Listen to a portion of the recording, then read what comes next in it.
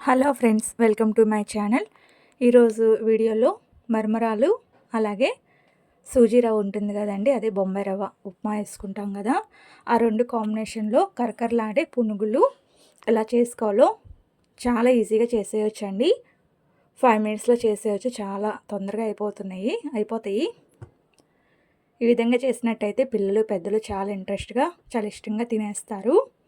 పైన క్రిస్పీగా లోపల మెత్తగా చాలా బాగుంటాయి. అవి ఎలా చేయాలనేది ఈ వీడియోలో నేను చూపిస్తానండి. ఖచ్చితంగా ఫస్ట్ నుంచి ఎండింగ్ వరకు స్కిప్ చేయకుండా చూడండి. వీడియో కనుక నచ్చినట్టయితే ఒక లైక్ ఇవ్వండి. అలాగే మీ ఫ్యామిలీ మెంబర్స్కి, ఫ్రెండ్స్కి వీడియోని షేర్ చేయటం అస్సలు మర్చిపోవద్దు. అలాగే వీడియోలోకి వెళ్ళిపోదాం. ఏదైనా ఒక గిన్నె తీసుకోండి. గిన్నె కానీ గ్లాస్ కానీ ఏదైనా ఒకటి కొలత కింద తీసుకోవాలి. నేను ఒక గిన్నె తీసుకున్నాను. ఆ గిన్నెతో 2 గిన్నెలు మరమరాలు తీసుకున్నాను అనమాట. మనం ఏదైతే తీసుకుంటామో అది కొలత కింద పెట్టుకోండి, అప్పుడు పర్ఫెక్ట్గా వస్తాయి పునుగులు అనేది. ఈ మరమరాలని ఇప్పుడు మునిగేంతవరకు వాటర్ పోసుకొని ఒక 5 మినిట్స్ పక్కన పెట్టేసుకోండి. అవి వాటర్లో చక్కగా నాని మంచిగా గ్రైండ్ అవుతాయి అన్నమాట. మిక్సీ పట్టుకోవాలి మనం వీటిని. 5 మినిట్స్ పక్కన పెట్టేసుకోండి. ఈలోపు ఇంకో గిన్నె తీసుకొని దీంట్లోకి మనం ఇప్పుడు బొంబాయి రవ్వ తీసుకోవాలి, ఉప్మా రవ్వ.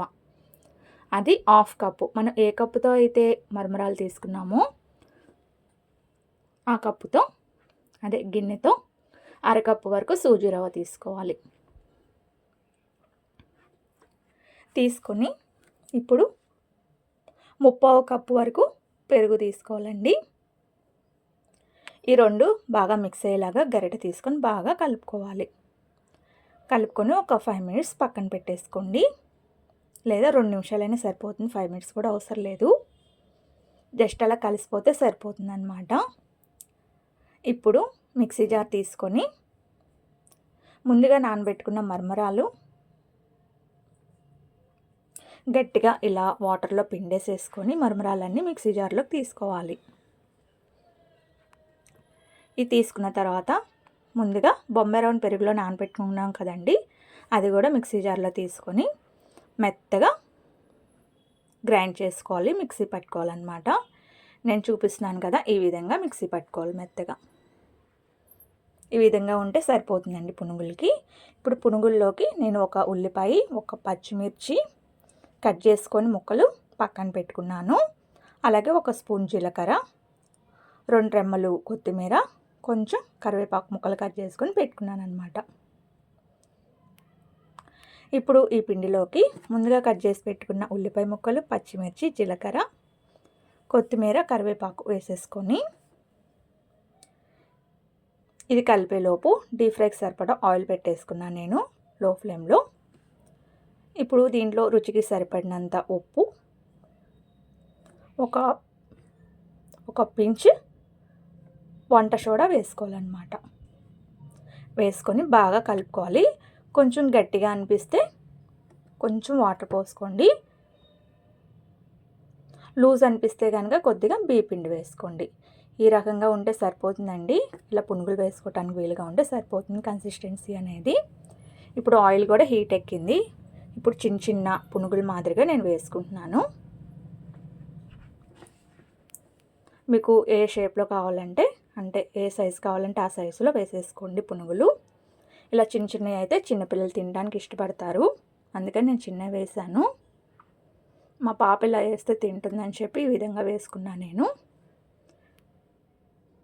ఇలా వేసుకొని కాసేపు ఆయిల్లో కదిలించకుండా అలానే ఉంచండి 2 నిమిషాలు. దానిపైన పచ్చిపోయేంత వరకు ఉంచి రెండో వైపుకు టర్న్ చేసుకోవాలన్నమాట.